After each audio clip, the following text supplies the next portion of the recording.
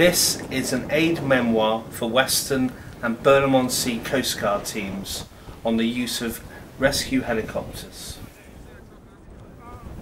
Throughout this short video we will cover various scenarios, including mud technicians' PPE, rescue stretcher, setting up of suitable landing sites, safety briefings, and actual deployment of mud technicians. This is the minimum PPE requirement for a mud technician. They must have a mud suit, woolly bears are optional, helmets, safety eyewear, a radio, gloves again are optional, safety boots, coastguard issue, a Palm 800 personal flotation device. The Palm 800 has a quick release buckle to free the technician from the stretcher if necessary.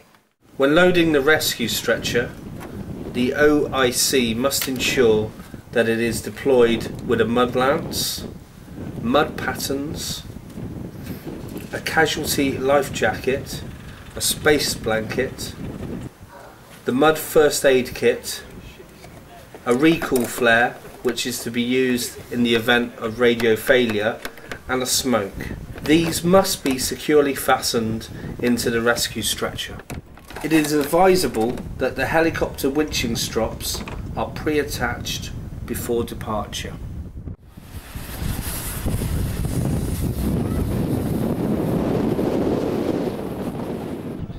The landing site should be set up in accordance with CG3 volumes 5 and 6. The OIC should ensure that this is done and that a grid reference is passed to the helicopter prior to their arrival on scene.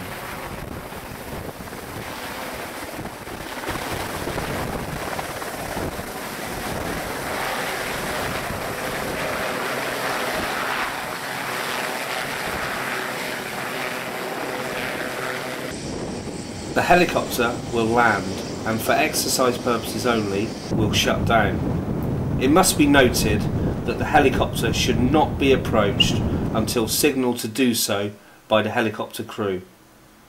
For exercise purposes only, the crew will then conduct a full external and internal briefing. All CROs must pay full attention to these briefings.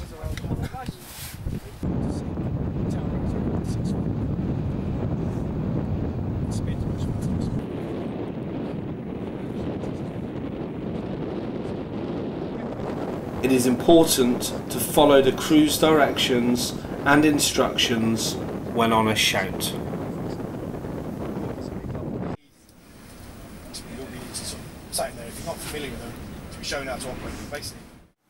The OIC, for exercise purposes only, should organise all mud technicians taking part into groups of 2. These are known as a stick. The OIC should then pass all of this information to the helicopter crew and give a full briefing to all CROs so they are aware of the order in which they are taking part. In most circumstances on a shout, the mud team would have already been deployed before the arrival of the helicopter on scene.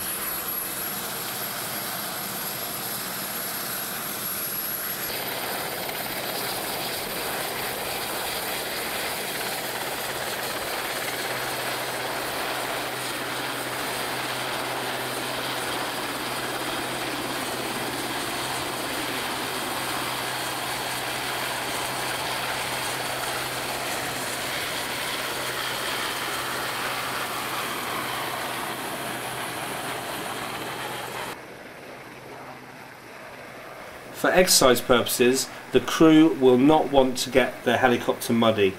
It is advisable to carry out the exercise on hard sand. The winchman will lower himself and the rescue stretcher onto the ground. The mud technicians will then be lowered onto the stretcher. On a shout, the winchman would then return to the helicopter before moving off to a safe distance, while the mud technicians set about assessing and freeing the casualty before signalling for the return of the helicopter.